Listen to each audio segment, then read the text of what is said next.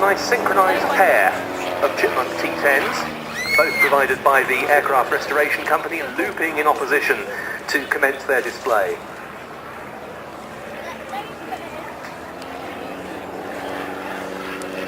Chipmunk, a design of de Havilland, Canada, and it made its first flight from their Downsview facility in Toronto on the 22nd of May 1946, entering service a couple of years later with both the Royal Air Force and the Royal Canadian Air Force as a Tiger Moth replacement.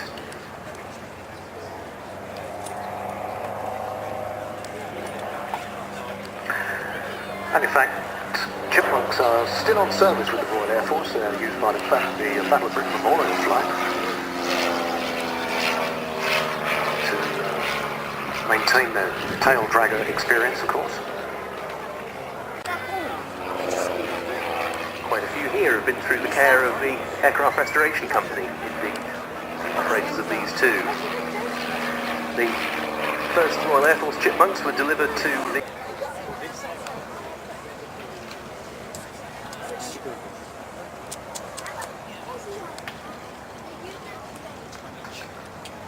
And of course the important thing about a trainer is that they've got to be easy to fly, but not too easy. But chipmunks, well, they can bite you if you're not careful.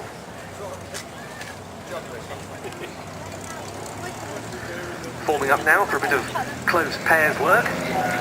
Both of these aircraft will be colour schemed by the Chipmunks during the latter part of their Royal Air Force service, the red and white training livery jobs, but later on it was somewhat better known that in fact an observer was sat in the aircraft with the pilot using a large focal length camera photograph. You make me laugh.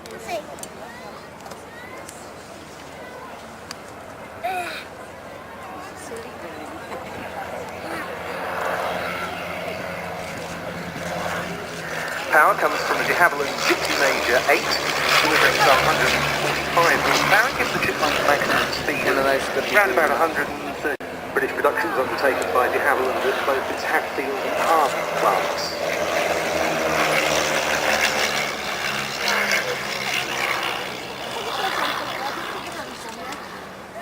Running in then for their final time, the two de Havilland Canada Chipmunk T10s, these flown by Dave Ratcliffe and John Dodd.